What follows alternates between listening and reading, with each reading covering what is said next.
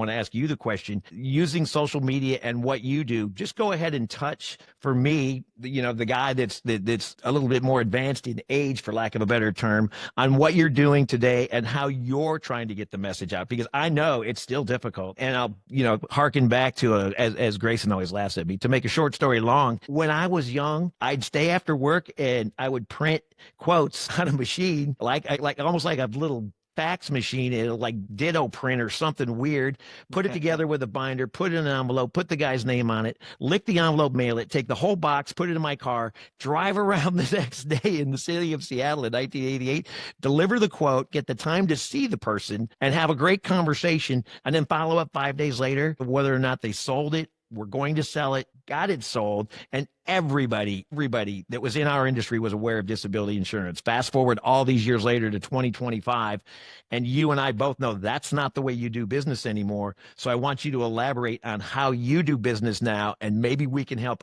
others out there get to the same point. Yeah, I think the hard thing with insurance is that everybody sees you as a salesperson or a sleazeball. So for me, my biggest thing once I joined the independent side was I made a conscious effort to create a brand for myself, a personal branding of, okay, this is who I am, this is the type of person I am, and this is what I do. And that's worked out really well. So I post on LinkedIn every day for the last 8 months since I've joined on here. And, it takes a lot of time. A lot of people kind of peace out after a few days or a few weeks or a few months of posting and just not getting a lot of feedback or success in the DMs or anything like that. And I know that if I can't rely on the carriers to market this thing, because again, the carriers themselves, they don't spend the money on marketing for DI. They spend it on everything else, right? So I know that this industry is aging and getting out of the business. And so I need to go talk to younger advisors. And the best way to do that is on social media. Every single young advisor is on social media of some platform, whether it's YouTube,